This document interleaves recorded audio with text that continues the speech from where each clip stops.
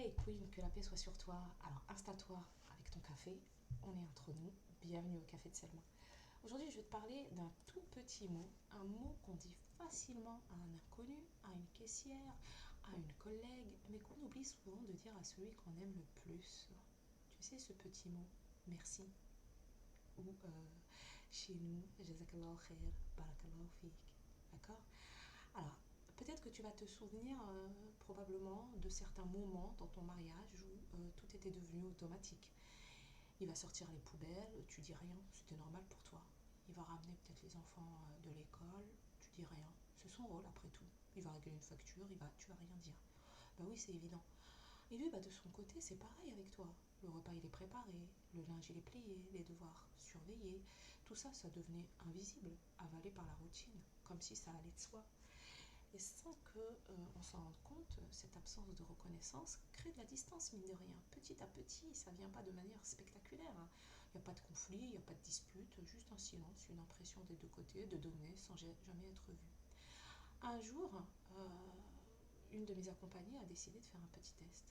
Pendant une semaine, elle a dit merci pour tout, vraiment tout. Merci d'avoir sorti les poubelles, merci d'avoir amené les enfants, merci d'être rentré tôt, merci d'avoir pensé à moi en achetant le pain que j'aime. Et c'est ce qui s'est passé. Visiblement, il aurait commencé lui aussi à remercier davantage pour le repas, pour la maison rangée, pour la patience de madame avec les enfants un soir difficile. Alors, ce petit mot tout simple a changé quelque chose dans l'ambiance de leur maison. Ils sont passés d'un couple qui fonctionnait en pilote automatique à un couple qui se voyait à nouveau. Parce que dire merci, c'est pas juste de la politesse, hein.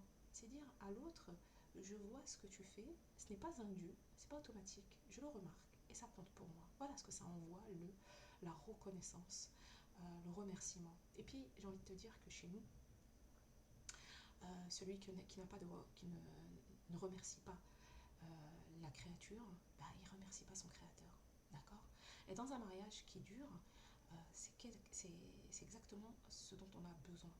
Se sentir vu, se sentir compté, pas seulement se sentir exister, tout simplement. Pas seulement dans les grandes occasions, mais dans le quotidien, parce que c'est le quotidien la vie. C'est le quotidien la vie. C'est le quotidien l'amour. C'est le quotidien le mariage. C'est dans les gestes répétitifs qu'on finit par ne plus remarquer. Eh ben non. D'accord, ma queen?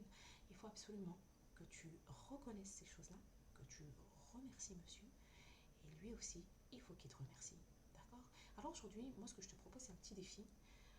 Ce soir, tu peux remercier ton mari pour quelque chose de tout simple, quelque chose qu'il fait souvent, sans même que tu y prêtes attention d'habitude. Regarde comment ça change, même un peu, l'énergie entre vous. Tu peux dire simplement merci avec un petit bisou comme ça. Et puis en attendant, moi, ce que je te souhaite, c'est vraiment de prendre soin de toi, de prendre soin de votre histoire et